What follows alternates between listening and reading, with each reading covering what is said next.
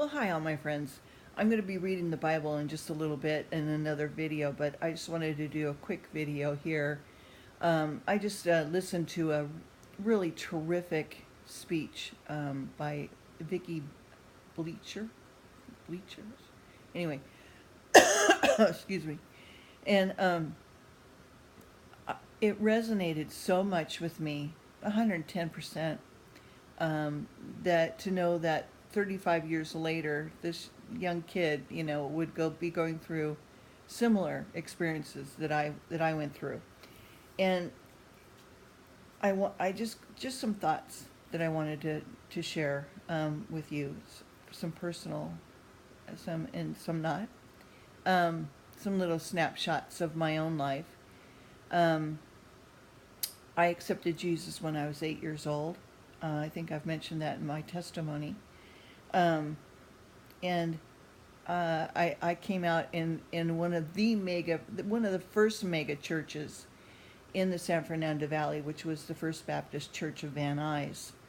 And it was the mega church at the time. It had grown and grown and grown. Uh, and I walked down to the front when they did the altar call, and my parents were in another, what we called the small church of all the deaf people, the deaf church. And I went down on my own accord, and I wanted people to know that I loved Jesus, and I wanted Jesus to be my Lord and Savior and to ruler over my life. And anyway, so that's one little snapshot. And I always talk to God every day, and I was thinking about that from as far back as I could remember. He was my personal confidant, you know, not not an invisible friend, but almost, yeah, but yeah, like one, Um, talk to him all the time. It's silly things, that kids do, wanting to share with him stuff, and and even years later, when I realized I was gay, I thought, Lord, how can I love you? You're a guy. you know? Not thinking, no, he humbled himself to become man because at the time, that was how it was you know, done. The men ruled the earth at the time. So, that's one reason, but you know what I mean? I would, but not realizing, no, he's omniscient, blah, blah, blah. He's everywhere. And he's God, okay? And he's just in man, man form. And from Vicky's speech, it made me think about the Lion of Judah and how cats are. And there's this video of this man sitting on the ground next to a white, off-white, cream-colored lioness, and these two cats show up, and they're huge.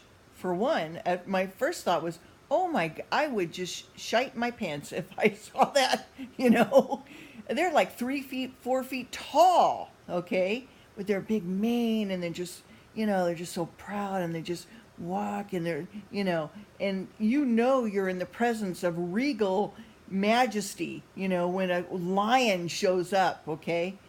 And these two lions show up, and there's a guy just sitting there lotus style on the ground, and I'm thinking, what's going to happen? Well, this lion shows up and just plops down on this guy, okay? And I thought, yeah, that's kind of like Jesus. He just kind of shows up, he's there, and he just lays it on you, And so, anyway, I just thought, wow, that's so cool.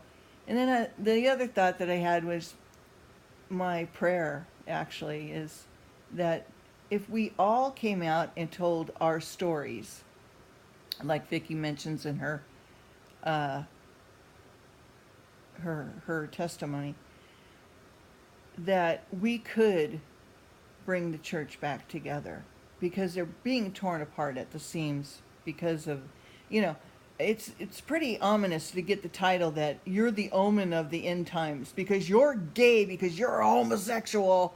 You are the sign of the end times. Man, what a title, you know? Yes, hi, who are you? Yes, my name is Margie. I'm the sign of the end times, as Vicky says in her speech.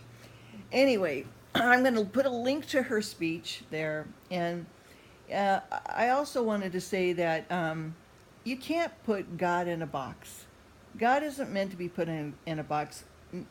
And a lion is not meant to be put in a cage. Okay? You can't tie up a wild animal. You just can't.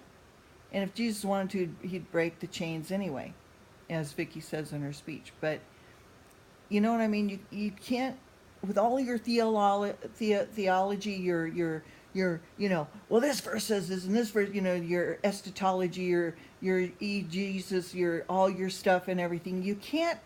That's why Jesus would always ask the Pharisees, they'd question him, he'd question them right back with another question. That's what they did. That's what he did, He'd always make you think bigger than what you were thinking, than being put in a box. Think outside the box. Think bigger. Think, why did I do this?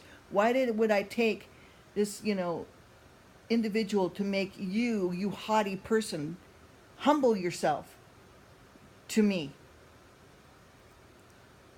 You can't put God in a box.